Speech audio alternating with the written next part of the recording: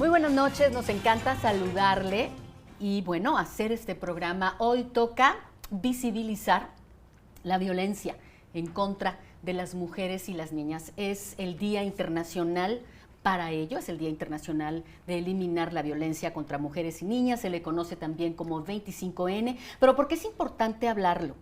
¿Y por qué es importante que haya estos espacios para poner sobre la mesa un tema como estos? Bueno, quédese a lo largo de esta hora. Mis invitadas nos van a apoyar para entender mejor esto, pero sobre todo para hacer conciencia, para visibilizar esa violencia que creo que no se ve, pero que es tan dañina como aquella que golpea y deja cicatrices, que hay que de verdad poner un alto. Así es que bienvenida, bienvenido, bienvenide. Le doy la más cordial de las bienvenidas en nombre de este equipazo. Y hoy toca presentar a mis invitadas. Todas son importantes. Gracias de verdad por acompañarnos a formar este panel. Déjenme pongo una de mis herramientas de trabajo y empiezo por mi lado izquierdo. Muchísimas gracias a todas.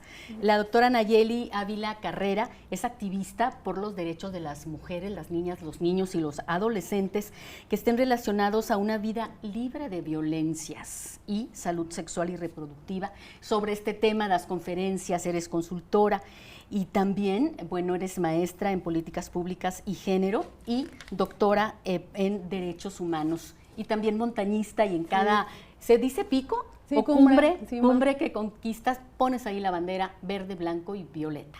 Morado. Sí, para visibilizar la violencia que vivimos en México y de hecho ahora la uso al revés porque la bandera al revés significa un estado de emergencia. Entonces, la idea es visibilizar, ¿no? Que pues estamos viviendo esto en México. Hay que hacerlo. Gracias, Nayeli. Gracias por También mi agradecimiento a la arquitecta Eugenia de la Torre, la primera vez que nos acompaña. Gracias. También es una mujer que se describe a sí misma como feminista en la lucha para erradicar la violencia en contra de las mujeres y las niñas. Forma parte del colectivo de colectivos Iniciativa 360. Bienvenida, Eugenia. Muchas gracias. Gracias por venir. Mi siguiente invitada, pues usted le conoce también, nos acompaña a lo largo de un recorrido de temas que tienen que ver con la conducta humana, la sexualidad. La doctora Rocío García Moreno es psicóloga clínica, es sexóloga, es doctora en, mira, otra vez me voy a equivocar en la palabra, no porque le tenga miedo, criminología. Estudio del crimen, criminología, y es autora del libro Eros y Agresión, estudio de las conductas sexuales violentas. Bienvenida, Rocío. Gracias por la invitación, encantada de estar aquí. Muchas gracias. Oigan, ayúdenme a pues hablar de manera así bien sencilla de por qué un día como hoy se conmemora en el mundo este Día Internacional para erradicar violencia entre mujeres y niñas. Hay un poco de historia, Nayeli. Sí. Mucho de historia. Bueno, el 25N, digamos que se elige desde la Convención para la Eliminación de todas las formas de discriminación de la mujer que se hace en Latinoamérica en los 80, de hecho fue en el 81, y de ahí las mujeres se ponen de acuerdo para conmemorar un día en donde se pueda visibilizar y se puedan activar, hacer acciones para la prevención de la violencia contra las mujeres en el mundo. Y lo que hacen es elegir un día, que es el 25 de noviembre, en conmemoración al asesinato de las mujeres Mirabal, de las hermanas Mirabal, en República Dominicana, que fueron brutalmente asesinadas estas activistas políticas por los derechos de las mujeres, claro, por el dictador, ¿no?, en aquel país. Y en los 90, la ONU retoma esta fecha, la institucionaliza ya como un día internacional, y es hasta el 2008 que la ONU comienza a hacer esta campaña que se llama Únete, que es donde les solicita a los gobiernos que se sumen a activarse, a hacer acciones para prevenir, atender, sancionar y erradicar la violencia contra las mujeres en estos 16 días de activismo que van del 25 de noviembre al 10 de diciembre, el Día Internacional de los Derechos Humanos, con la finalidad de pues visibilizar un problema público, ¿no? O sea, al final es una pandemia, yo creo que es visibilizar otra pandemia que no le hemos hecho caso desde hace muchos años, ¿no? Que al final mata a mujeres, ¿no? Se cree que son 3.900 alrededor del mundo y pues que es muy importante entender, ¿no? Claro. Hace tiempo, a lo mejor un par de años, en uno de estos pues no es un foro de discusión, pero a veces en eso se convierten los grupos de WhatsApp. Alguien en algún día conmemorativo, no era 25N, era el 8M, el Día Internacional de la Mujer. Una de las mujeres decían, ¿qué caso tiene? ¿Para qué? ¿Para qué hacer un día así? ¿Qué opinas de ello? Eugenia, ¿es importante tener días internacionales de este y otros también? Sí, por supuesto, ¿Y Claudia. por qué? Es importantísimo porque estamos poniendo en la mesa los temas actuales, las violencias que estamos sufriendo, y no de ahorita, sino de un sistema patriarcal que viene de siglos oprimiéndonos y que aunque ha habido avances, todavía siguen siendo insuficientes. Entonces, es muy importante dar visibilidad y poner proyectos de ley en los congresos, que es también algo muy importante, ir de la mano con el Estado y con la ley para poder avanzar y para poder sentirnos seguras y protegidas. Es importantísimo nombrarlo y tenerlo para que todas y todos y todas podamos hacer conciencia de lo que se está viviendo, sobre todo en nuestro país. Exacto, y entiendo un poco, quiero entender el comentario de aquella amiga hace un par de años en el grupo de WhatsApp de cómo para qué si sigue habiendo estas agresiones en contra de las mujeres y sigue habiendo estos feminicidios, vejaciones y demás. Entonces, ¿qué caso tiene? No, pues el caso es ponerlo sobre la mesa y pues que sirva de pretexto para visibilizar, hablar de ello, erradicar, tomar acciones. Sé que hay mucho por hacer, Rocío, pero tenemos que comenzar por algo o seguir caminando en ese algo que ya hay. Sí, bueno, definitivamente es nombrarlo, es identificarlo. Entre más lo hablamos, más se normaliza esta cuestión de decir algo está mal. Claro. No quiero algo y puedo cambiarlo, puedo ir a instituciones, puedo pedir ayuda, puedo hablar de ello, porque recordemos que ser víctima de violencia causa en algunas ocasiones vergüenza, angustia. Hay cosas que se viven completamente en silencio.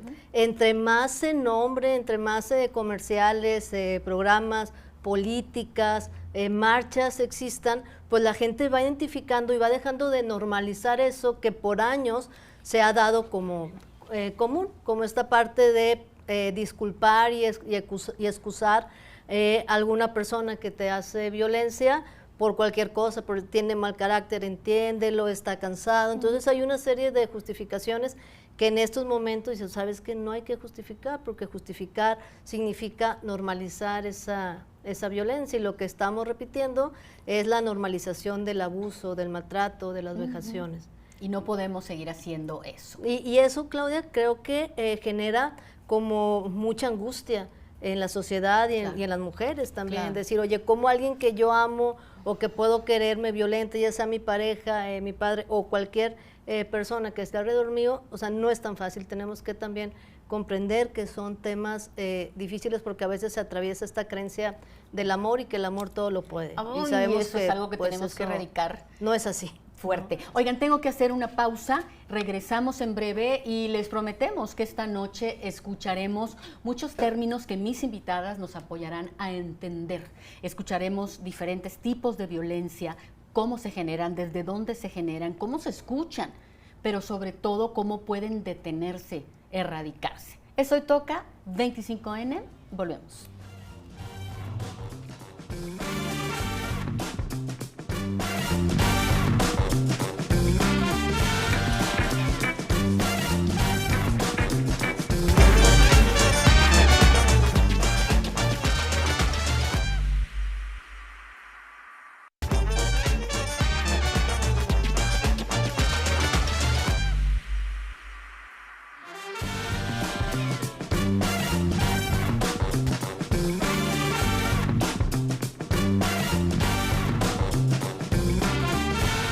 Cada 25 de noviembre se conmemora en el mundo el Día Internacional para eliminar la violencia en contra de las mujeres y las niñas. Por eso hoy toca hablar de eso. En el segmento anterior, chicas, decíamos que pues en esta educación patriarcal, en este sistema patriarcal, y bueno, si hubiese alguien en la audiencia que no nos queda claro el término, ¿qué es esto? Así como el ABC de a qué se refieren mis especialistas con ¿y el patriarcado? ¿Quién me quiere comentar? Sí, bueno, tiene que ver con esta idea de que hay una superioridad masculina en la sociedad, ¿no? O sea, entre las personas hay una superioridad y esa superioridad se le llama masculinidad hegemónica. Y es importante visibilizarla porque el patriarcado utiliza diferentes herramientas para dominar, haciendo una relación de poder en donde los hombres, la mayoría hombres, pero también pueden ser mujeres, si quieren ahorita explico un poquito más, Sí. Hacen relación de poder en donde pues una persona es discriminada, violentada, ¿no? Y viven todo esto. Y entonces, bueno, en esa masculinidad hegemónica lo que se plantea es que un hombre blanco, hay diferentes características que te hacen hacer las relaciones de poder, y entonces en el mundo la sociedad le ha dado valor a ciertas características, y entonces el ser hombre heterosexual, ¿no? Claro, Porque los hombres homosexuales pues también sufren discriminación, tener dinero o no, o sea, ser pobre o no, el color de piel, y entonces ser padre de familia, eso también es importante, ¿no? Tener esta posición como de que tengo una familia, y entonces eso le da un estatus en la sociedad. Todas aquellas personas que no cumplan con estos designios de la masculinidad hegemónica, vivimos discriminación. O sea, el ser mujer, el ser indígena, el ser de color de piel que no sea blanco, el no tener dinero. Y entonces al final vivimos en una sociedad que violenta todo aquello que no sea el 1% de la población mundial. Imagínate. Y entonces eso es súper importante porque solamente los hombres que cumplen la masculinidad hegemónica que le estoy diciendo, las personas que cumplen esto, es el 1% y el 99% de la población mundial vivimos en discriminación. Eso es importante porque la violencia no solamente la vivimos las mujeres, sí, la violencia de género, pero también en estas relaciones de poder, todo aquello que esté fuera, o sea, adolescentes, hombres indígenas, pues viven también violencia, ¿no? Y desde ahí, pues todo esto está tan introyectado que es difícil verlo a simple vista. Por eso tenemos que platicarlo para visibilizarlo. Pero voy a hacer la pausa, no el paréntesis para el ABC del sexo. Destapemos la cajita del amor, que hoy se vuelve la cajita del amor propio. Y ahorita les platico. Ay, gracias, Rocío. Muchas gracias. Ahí está.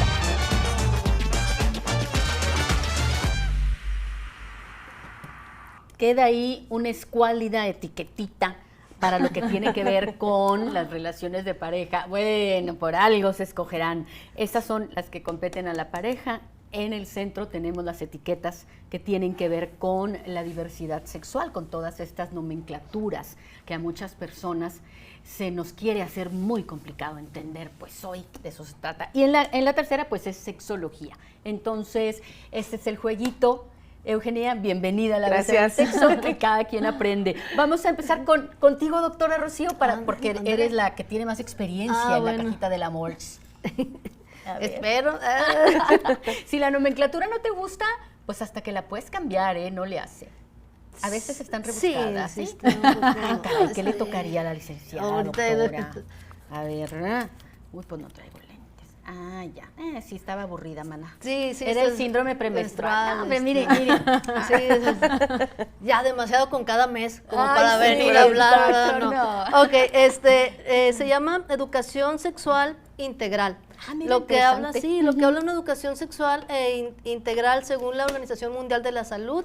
La educación sexual son los componentes biológicos, es decir, todo el cuerpo, las cuestiones hormonales, las cuestiones psicológicas, lo que pensamos, y las cuestiones sociales. También la Organización Mundial de la Salud dice que para tener una educación sexual integral tienes que hablar de consenso, tienes que hablar de prácticas sexuales seguras, placenteras, responsables, tienes que hablar de afectividad, y entonces es un cúmulo de estas tres grandes cosas que son vistas desde los factores humanos y los factores relacionales. ¿A qué me refiero? A que lo que usted piensa, cómo se vive, cómo se expresa, cómo se viste, cómo habla, está integrado por la parte de la sexualidad. Y entonces nosotros nos vamos relacionando desde estos tres conceptos: lo que pensamos, lo que sentimos, lo que hablamos en relación a la vivencia de la sexualidad. Por eso es integral. Por eso si alguien ve la sexualidad desde una parte biológica, queda corta. Si alguien nada más te habla de los factores psicológicos, queda corta. El factor es social, entonces se tienen que tener los tres, por eso es una educación sexual integral y urge en las escuelas. Exacto, y creo yo, si tuviésemos más interés en una educación sexual integral, pues sería un gran primer paso para este tema que hoy nos reúne, ¿no? Si lo podemos y visualizar, tiene que ver con educación sexual integral. Muchas Claro, gracias, la prevención. doctora. Muchas gracias. Doctora Nayeli. El que sea, ¿no? Pues, a ver qué me sale por acá. A ver, ¿qué le tocó? Binarismo de género. Me encantan estos temas. Así es, mi muero ¿Qué es mole. el género no binario o el binario? A ver, explíquenos. No, yo creo que el binarismo de género es pensar que la sociedad está dividida en dos, en azul y en rosa, ¿no? Y pensar que solamente existen estas dos grandes colectivos, que es el azul y el rosa, y es visibilizarlo, ¿no? Que al final la combinación de estos dos pues da el morado y es empezarnos a ver como personas. Qué chulada. Y no como algo que mis características biológicas me definan, ¿no? Creo que tiene que ver con eso. Y por supuesto, de nuevo, si tuviéramos más conciencia y sabiduría en esto, pues también habría menos situaciones violentas, ¿no? Claro. Gracias, doctora. Sí. Arquitecta. Gracias. ¿Se la paso? Sí, sí, claro. No la voy a tirar en el camino. Veamos. Muy bien. Espero que nos vaya bien. Uy, homofobia. No, me toquen ese son. Bueno. Bueno, es todo que ver. Gracias. Digo, es parte de la violencia que se ejerce desde el sistema patriarcal, porque evidentemente lo que estábamos comentando, lo que decía la doctora, era todo lo que sale fuera de lo hegemónico y heterosexual, entonces tiende a ser o tiende a tener este tipo de violencia. La homofobia quiere decir que yo tengo odio o repulsión hacia una persona a la que le gustan las personas del mismo sexo, cuando no tendría por qué ser así. Digo, a mí me puede gustar el chocolate, a la doctora le puede gustar las fresas, a ti el mango, allá el durazno, y entonces pues evidentemente la sexualidad tiene todo este abanico y todo este rango, y a final de cuentas siento que no nos define la calidad de persona que podemos llegar a ser tu orientación sexual, ¿no? O sea, Claro. no tiene nada que ver. Entonces, la homofobia, bueno, pues es el odio, la repulsión que tenemos hacia las personas a las que les gusta otra persona del mismo sexo. Y otra vez, si tuviéramos menos de esta etiqueta en el mundo, pues la violencia sería pues otro tema, ¿no? Hay muchas situaciones de violencia relacionadas con esta etiquetita de homofobia. Oigan, voy a hacer un corte brevísimo y regresamos con más apuntes sobre y qué es la violencia y cómo se ve. ¿Usted sabe que hay diferentes tipos de violencia? Se lo platicamos después de esta pausa. Regresamos.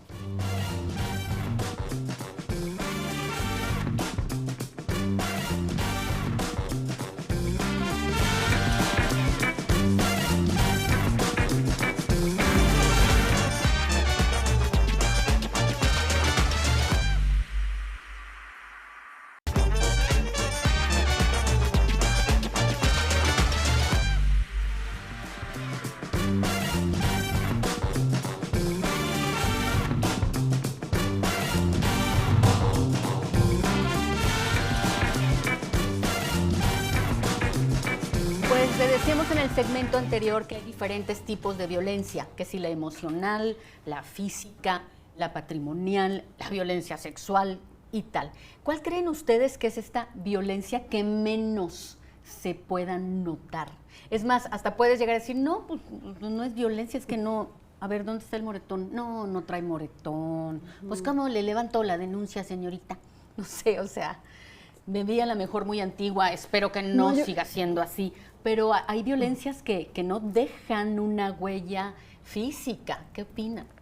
Sí, yo fui directora de un centro de atención a mujeres varios años y tengo documentado cómo las mujeres que viven violencia o que vivimos violencias en plural, es importante decirlo, como una mujer que vive violencia física también vive violencia económica, patrimonial, psicológica y que no se vive una sola violencia a la vez. Eso es súper importante verlo, porque lo que hablan las mujeres cuando ves sus casos es que viven la mayoría, casi todos los tipos de violencia que marca la Ley General de Acceso a la Vida Libre de Violencia, ¿no? Y entonces, y lo que cambia son las modalidades, en dónde se vive esa violencia. Entonces, te insisto, las violencias. Entonces es muy difícil que una sola persona pueda vivir solo un tipo. O sea, vienen acompañadas y es importante, pues esto, visibilizarlo. De hecho, la ENDIRE 2016 hablaba que el 66% de las mujeres, que somos más de 50 millones en el país, mayores de 15 años hemos vivido por lo menos una vez, ¿no? Violencias. En la ENDIRE 2021, que es este estudio que hace la encuesta, que hace la INEGI, para quienes no lo sepan, en 2021, 5 años después, subió 4 puntos porcentuales. Yo lo que creo es que en primera sigue habiendo violencias, o sea, las mujeres seguimos viviendo las violencias, Sí. pero también estos días sirven para que las mujeres se enteren que eso se llama violencia. Y entonces digan, ¿sabes qué? Yo vivo eso, y entonces, bueno, se llama violencia, y entonces le dices al encuestador, sí, sí lo he vivido, ¿no? ¿Cómo pueden ser estas violencias a las que se refiere Nayeli, que pareciera que no se ven? Viene a mi mente, no sé, alguna frase como, ¿cómo? ¿Vas a salir a la calle con esa falda? Otra tortilla gorda. Ese tipo de cuestiones pudieran ser. ¿Se les mal llamó microviolencias? Micromachismos, ¿no? Sí, pero que están mal pues, dichos oye, micromachismos. Que micros ni que nada, Se llaman oye. machismos Entonces, ¿cómo se cotidianos. ve eso, chicas? ¿Qué más? ¿Qué otros ejemplos podemos poner sobre la mesa? Y entonces, que se identifiquen. Creo que algo que es muy importante también visibilizar es el uso del violentómetro, que creo que está como no tan expuesto, y creo que es una herramienta que sobre todo es muy gráfica. Esta que tienen en el Instituto Estatal de las Mujeres y en la Secretaría de las Mujeres. Incluso en Y algunas otros instituciones lugares, claro, laborales, claro. Incluso si la pueden buscar ahí en internet, es un termómetro que nos viene marcando desde las microagresiones que son Exacto. verbales hasta lo más complicado que es el feminicidio. Entonces, y pasamos por toda una gama de amarillos, naranjas y hasta llegar al rojo. Y entonces creo que eso es una gran herramienta que podríamos incluso implementar en las escuelas, en primaria, en secundaria. ¿Para qué? Pues para ir haciendo a las niñas, niños y niñas conscientes de que eso de que eso es parte de la violencia y empezar a romper este patrón que estamos siguiendo, ¿no? ¿Hay algún factor denominador en las víctimas de violencia, Rocío? ¿Crees en cuanto a, no sé, alguna situación en la conducta de la persona o en la infancia que vivió o qué sé yo, o qué de muchas cosas? Bueno, decir que hay un estereotipo de víctima es un error. No hay ningún estereotipo de víctima, Bien, las personas bien. nos pueden pasar diferentes maneras, entonces no lo podemos catalogar, porque catalogar es revictimizar y esperar lo que tú decías. Si no traes el moretón, si no esto, si no lo otro, entonces no eres víctima. Lo que sí hay que hacer es que en la escucha, porque aparte es una creencia, o sea, lo que ahorita dicen es como creencia, ¿no? Esto del patriarcado está tan metido porque es una creencia. Entonces, cuando las personas realmente empiezan a creer, ya sea que se merecen la violencia o que eso no es violencia, me parece que desde ahí empieza este riesgo. Y ahorita hablando de los machismos cotidianos, me parece muy importante en esto de la parte sexual, porque una de las partes sexuales es la parte más callada, es la parte que nos da como más miedo, más vergüenza la violencia sexual. Entonces, algunas personas dicen, oye, quiero tener relaciones sexuales, ¿sabes que yo no quiero? Entonces no te voy a dar para el gasto. Entonces esto es así. Oye, bueno, está bueno, vamos a acceder a eso. Y entonces las personas empiezan a pensar que la sexualidad es algo a la que tienen que acceder sin placer, ¿no? Pero acceden a través del miedo, del control, de la dominación, y entonces lo van como normalizando. Y al final de cuentas el mensaje es, oye, si alguien quiere tener sexo contigo, para no meterte en problemas, pues ándale, ¿no? O sea, Claro. dile que sí. Claro, Cuando ¿para qué batallas? ¿Para qué batallas? Relájate y disfruta, imagínate, Pero así no vienen, por ejemplo, esto que decíamos de la No. educación sexual integral, no se puede acceder a un orgasmo, no se puede acceder al placer desde el miedo. O sea, donde hay miedo, no hay placer, y hay que quitarnos de esto de decir a la mujer le gusta que le peguen porque entonces es masoquista. No, esos hablamos como de otros temas, ¿no? O sea, donde hay miedo, no puede haber placer. ¿Por qué hemos normalizado la violencia? ¿Qué es lo primero que viene a su cabeza cuando hago esta pregunta, Digo, Eugenia? para mí tendría que ver con el sistema de creencias que tenemos como muy arraigado, sobre todo en México, aún en nuestros días. Creo que venimos arrastrando como todas estas situaciones donde abuelos y bisabuelos era porque yo lo digo y porque así se hace, ¿no? Y entonces venimos repitiendo todos estos patrones. Sírvele primero a tu tío porque es el hombre de la casa. Digo, en cosas tan simples y tan sencillas, Sí. ¿no? O plánchale la camisa. ¿Por tu qué? hermano. Que no sabe, o sea, a tu hermano, hazle de comer, como por, o sea, que no tiene dos manos, no es capaz, o sea, tiene algún impedimento que llegue, entonces creo que viene desde mucho tiempo y que seguimos todavía perpetuando incluso nosotras como madres también, como tías, como hermanas, el hecho de poder seguir como dándole espacio o cabida a este tipo de actitudes, que en este punto espero que sean menos, pero creo que viene partiendo de esa parte. Ahora, la buena noticia, quiero pensar, y sé que es así, podemos reaprender otras maneras de vivir, de relacionarnos, tanto con nosotras mismas como con los demás. ¿Cómo podemos reaprender a ya no visibilizar normalizar la violencia? Sí, o sea, hay estudios que hablan que todos estos recursos que van dirigidos a eliminar o erradicar la violencia, o por lo menos a prevenirla, podrían ser utilizados para otras muchas cosas y no necesariamente para atender a mujeres que pues viven en una situación de violencia, ¿no? Lo que creo es que pues la violencia se radica en el cambio de comportamientos y que creo, y lo tengo muy documentado, que tiene que ver con el trabajo con hombres también. Okay. O sea, sí trabajo con mujeres, sí desde la prevención. En la violencia hay 3 niveles. ¿Qué son? Uno tiene que ver con la violencia directa. Es cuando una persona vive violencias, que las mujeres vivimos mucho más violencias que los hombres, es importante decirlo, que es la violencia de género, por el hecho de ser mujer, lo que significa ser mujer en esta sociedad, por eso me violentan. Claro. Entonces, hablamos de violencia física, psicológica, ¿no? Sexual, todos los tipos que vienen en la ley de acceso. Después viene la violencia estructural, que tiene que ver con la desigualdad y la pobreza. ¿Cómo me afecta a mí ser mujer en este mundo con las desigualdades y la pobreza? Y después viene la cultural. Y en la cultural es lo que me han dicho que significa ser hombre y lo que me han dicho que significa ser mujer, Claro. y que eso le llamamos patriarcado o machismo. Entonces, es importante hablar de estos 3 niveles, de las diferentes acciones que se requieren en estos 3 niveles, y que me parece que las políticas públicas se han quedado en el primer nivel, en la directa, en atender solamente a las víctimas. Muy poquitas acciones de prevención, pero no haces absolutamente nada para la pobreza y para la desigualdad, que al final nos deja en desventaja, nos sigue creando esa brecha de desigualdad. Y tampoco haces nada en lo cultural, ¿no? En cambiar esta manera en la que pensamos que nos diferencia, en lugar de vernos como personas que ejercen los derechos, ¿no? Esto que hablaba la doctora, a mí me parece que la educación integral tiene que ver con, desde el ejercicio de los derechos al placer, ¿no? Creo que tiene que ver con este ejercicio pleno de los derechos humanos como personas. Así. Si una mujer, Rocío, está como que con esta ligera sospecha, lo que estoy viviendo es violencia, ¿qué debe hacer? ¿Qué sería lo que tú recomendarías con tu experiencia profesional? Lo más seguro es que si usted se pregunta si es violencia, es violencia. Exactamente. Porque no es amor, ¿no? Si ya se está cuestionando.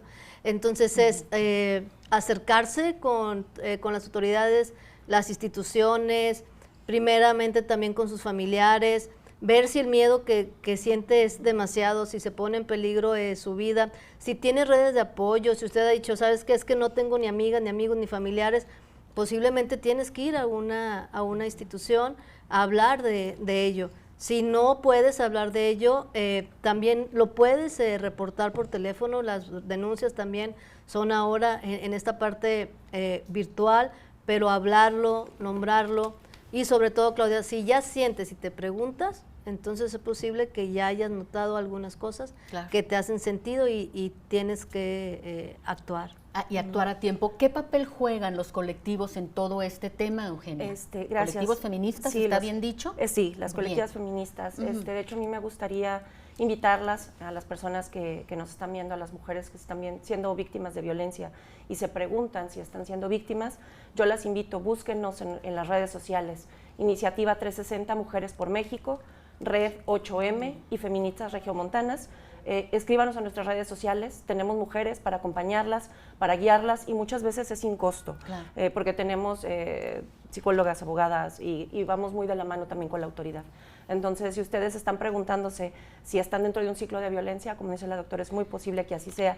Acérquense con nosotras, es totalmente anónimo y con gusto las acompañamos. Que justo mi productor acaba de poner las redes en pantalla. Eugenia, sin revictimizar, evidentemente, me gustaría como que recordaras algún caso, algún ejemplo que sirviera para que alguien allá detrás de esta pantalla abriera los ojos, claro, abriera la boca. Voy a nombrar el caso en específico sin dar más detalles. Sí, nos tocó acompañar a una chica que su marido le escondía sus papeles, o sea... Todos sus documentos de identificación, identificación, el acta de nacimiento se le escondió, o sea, no podía ya como hacer absolutamente nada.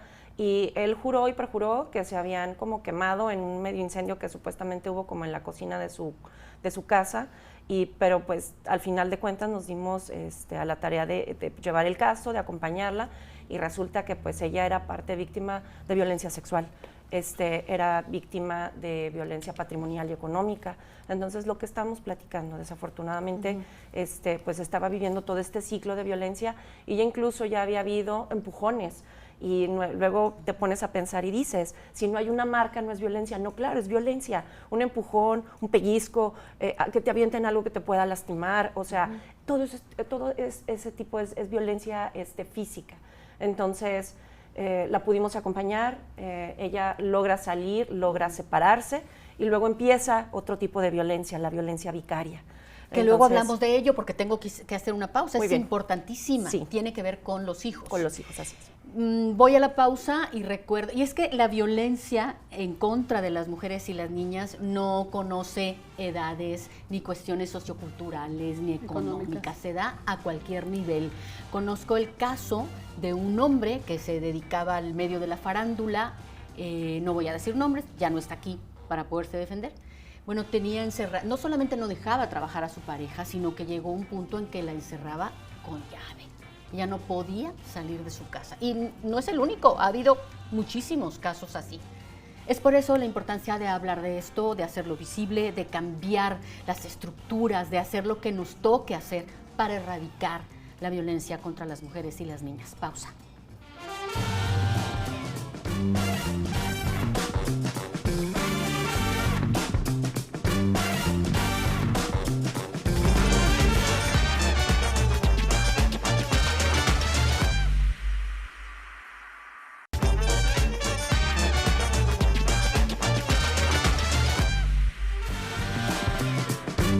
Algo que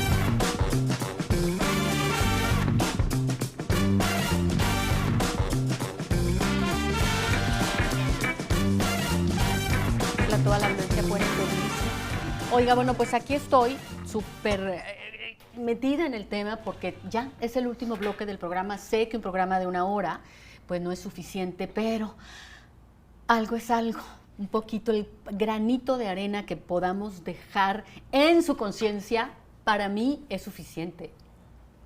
Ay, me emociono. Es que es más, si con una sola mujer que esta noche se levante de esa cama, de ese sillón y diga, lo que vivo es violencia y no estoy dispuesta a soportar, y vaya y busque apoyo profesional, con una sola, yo me doy por bien servida. Se lo digo en serio. No tenemos por qué soportar ningún tipo de violencia, ninguna. Y hablábamos de la violencia vicaria, que en el bloque anterior, le seguimos ahí, si quieres, Eugenia. Gracias. Comentaba, luego ya esta persona empieza a ejercer violencia vicaria, que quiere decir que, bueno, esta chica logra separarse, pero él, por cuestiones de que tenía bastante poder económico, se queda con los hijos de una forma pues que no era legal y no permitía a ella ver a sus hijos. Entonces, bueno, ahí es donde también entra esta parte donde él, por medio de los hijos, que la maternidad es de las cosas más importantes en la mujer, ejerce la violencia y es parte como de toda esta situación que ella vive.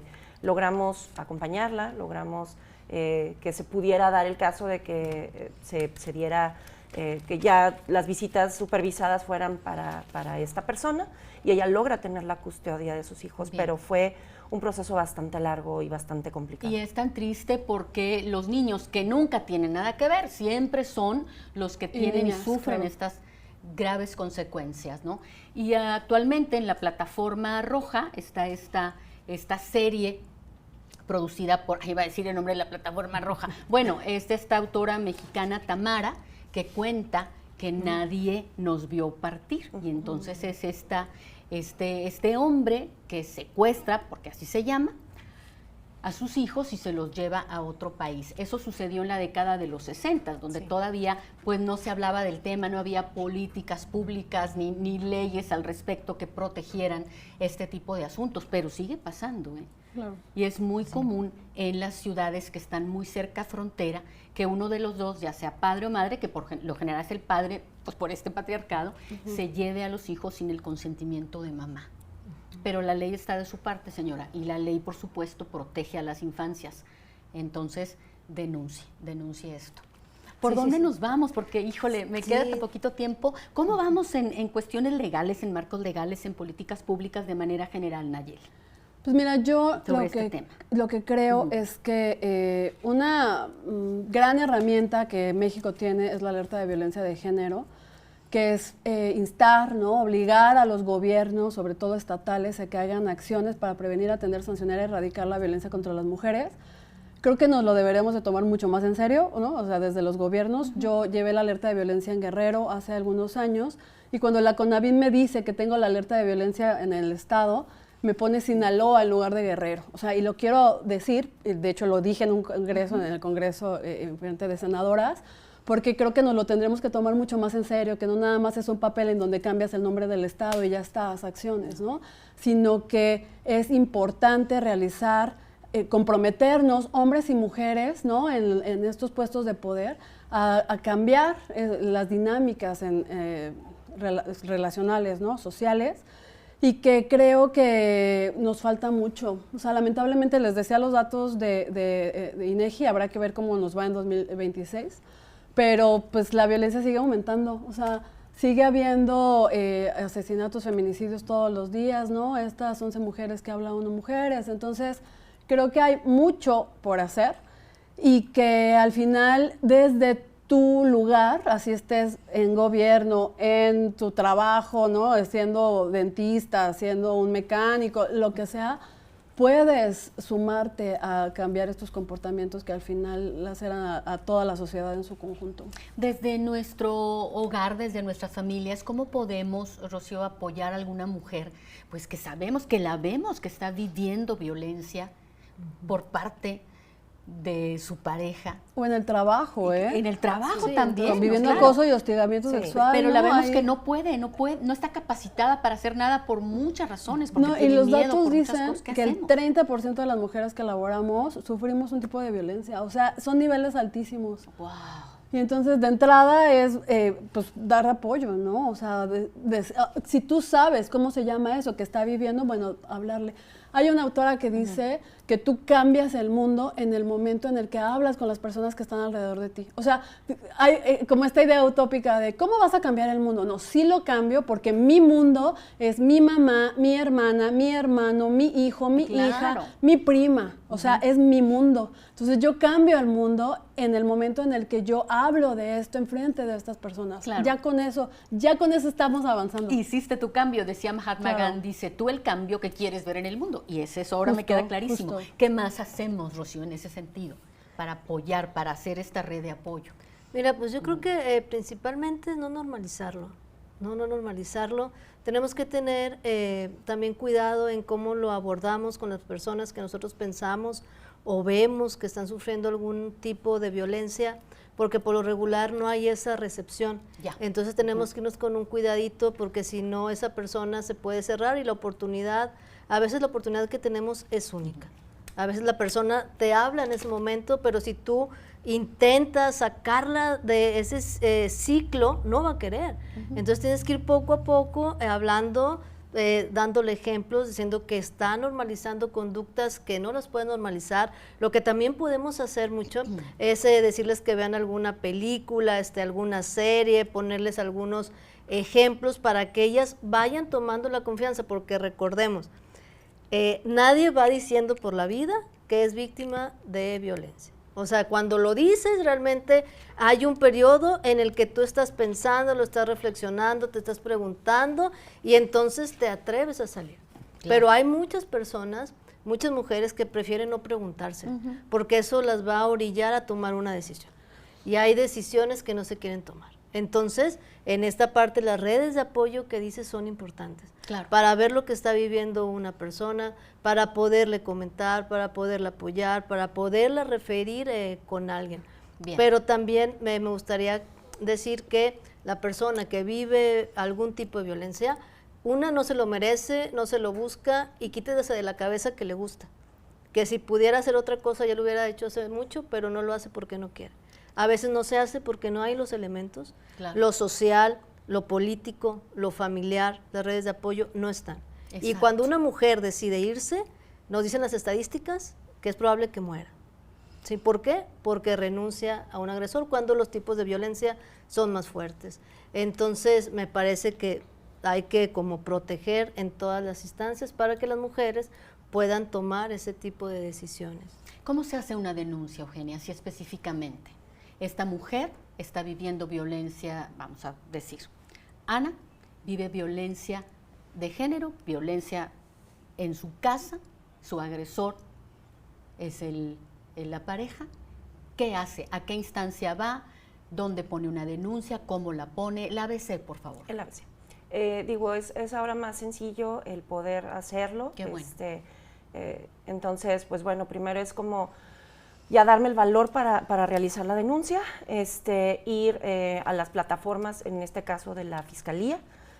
Hay veces que el tiempo sí es un poco tardado porque también a nuestras instituciones les falta presupuesto, pero el punto es no desesperarse. Claro. Si es algo que estamos viendo, violencia física en el momento, marquen al 911 y llamen a la persona de confianza que pueda llegar más rápido, ¿no? Sería lo primero. Exacto. Una vez que ya estamos en la Fiscalía, bueno, levantamos la denuncia y entonces seguimos el proceso, ¿no? O sea, realmente no es algo tan difícil. El tiempo de espera puede ser lo que a veces nos cuesta un poco de trabajo porque, bueno, incluso a veces también pasa que los servidores públicos están sobresaturados y puede llegar a ser un poco complicado el trato que nos pudieran dar como víctimas, pero es no desesperarse y de verdad les repito, o sea, las colectivas feministas estamos aquí para apoyarlas, no están solas, por ahí ya les dejamos las redes sociales y pues nada, que se atrevan a salir del ciclo y denuncien sería lo mejor para ellas. Si lo que procede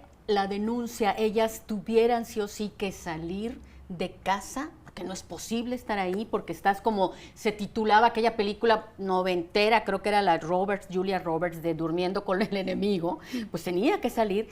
Pues hay lugares donde puedan tener un albergue, lugares que estén, no sé, como estos círculos violeta de los cuales nos dice Secretaría de las Mujeres o qué. Es que, o sea, yo lo que creo es que una instancia te canaliza en el momento en el que diagnostica el nivel de violencia en el que estás viviendo.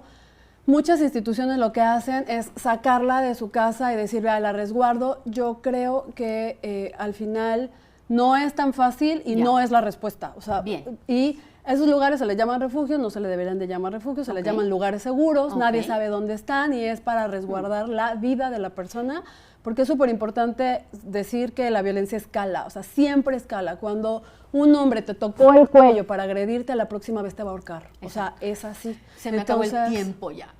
No me alcanzó el tiempo, Nayeli, pero tendríamos que hacer otra segunda parte con esto, por ejemplo, de estos centros, estos lugares seguros, pero ya no hay tiempo. Es que lo primero está con la red de apoyo. Entonces, cuando que te decía la doctora, cuando tú identificas la red de apoyo, que la mayoría son otras mujeres, ojo mujeres, las mujeres siempre hay una idea patriarcal que dice que no nos llevamos bien. Eso cuando es una tú mentira. Identificas tu red de apoyo, la mayoría son mujeres. Entonces, identificas tu red de apoyo y es muy probable que te apoyes en estas mujeres que son tus mujeres de confianza y no necesariamente irte a un lugar seguro, a menos que tu vida esté en riesgo porque hay un intento de feminicidio. Entonces, eso una institución es quien lo diagnostica.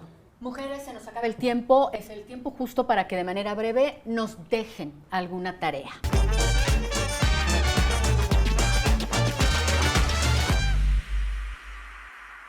Redes sociales o lo que quieran compartir. Bueno, ya está. Eugenia, comenzamos contigo, ¿te parece bien? Gracias. ¿Qué tarea nos vas a encargar? Yo les voy a encargar de tarea que sean el apoyo de otras mujeres. Escuchen sin revictimizar y acérquense con las mujeres de confianza de su alrededor. No las vamos a dejar solas. Esa sería mi tarea. Bien rápido, dime un ejemplo de revictimizar. Porque era otra pregunta que ya no me dio tiempo de hacer. O sea, ¿por qué sigues ahí? Ya. ¿Por qué estás, ¿Qué- por qué qué continúas? ¿Qué hiciste para que te para golpeara? provocarlo? Ajá, Eso, entonces esos bien. son ejemplos de revictimización. ¿Dónde te encontramos, Eugenia? Gracias, por ahí están las redes sociales de Iniciativa 360, Red 8M y Feministas Regiomontanas. Arquitecta, gracias. Gracias. Doctora, ¿qué tarea nos vas a encargar, Rocío? Sí, miren, hagan una libreta y vamos a reconocer patrones, a reconocer trayectorias. Escribe tu historia, cómo ha sido tu historia con tu pareja y empieza a ver como si tú narraras una novela y entonces ahí puedes ir identificando qué cosas hay y entonces puede abrirte más el panorama, ¿no? Y si no, pues te queda una bonita historia y la subes al Facebook o algo así, Ahí está, ¿verdad? ¿dónde te encontramos, Rocío? Roxio García es sexóloga en todas las redes sociales. Muchas gracias. Doctora Nayeli, ¿cuál es tu tarea para nosotras y Yo nosotros? dejaré a dos. Venga. La primera es esto que hablamos hoy, que algo te hizo sentido, platícalo con alguien que esté cerca de ti. O sea, haz conciencia de que existe este problema, que insisto, es una pandemia y que también podemos hacer, ¿no? Y aportar para que deje de suceder con el cambio de comportamiento de cada persona. Y la segunda es que me quedé pensando en el violentómetro que la arquitecta les estaba recomendando, que puedan buscar el iceberg de la violencia que hace el PNUD, que de hecho hay uno de la UNAM, y el iceberg de la violencia habla de que hay cosas que se ven, como la violencia física, el moretón, lo sexual, pero hay muchas cosas que no se ven, que están abajo en el agua, y que la mayoría los hacemos como personas, hombres y mujeres.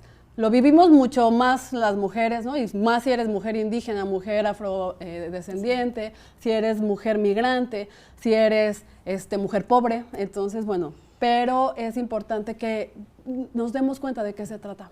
¿Dónde te encontramos? Yo estoy como Nash Carrer, ahí síganme en mis redes. Próximamente voy a subir el Kilimanjaro, es la montaña más alta de África, Wow. y voy a llevar mi bandera, como Ay, lo hago en todos qué- lados. Qué padre. Sí. ahí Excelente, estamos. muchas gracias, Muchas Nayeli. gracias. Nos despedimos, gracias, soy Claudia Abrego, a nombre de este equipazo de Hoy Toca. Gracias por haber atendido este programa. Este programa se queda en YouTube para que por favor lo comparta, lo replique, póngalo por todos lados. Y si usted después de ver este programa sintió aquí un nudo en la garganta fuerte, un dolor en el pecho, quiero decirle que ya vio, no está sola, que hay instancias, instituciones, colectivas, lugares, especialistas que están dispuestas a ayudarle. Busca apoyo, no está sola. Y usted es digna de ser feliz, muy feliz, y de vivir libre de violencia. Hasta la próxima.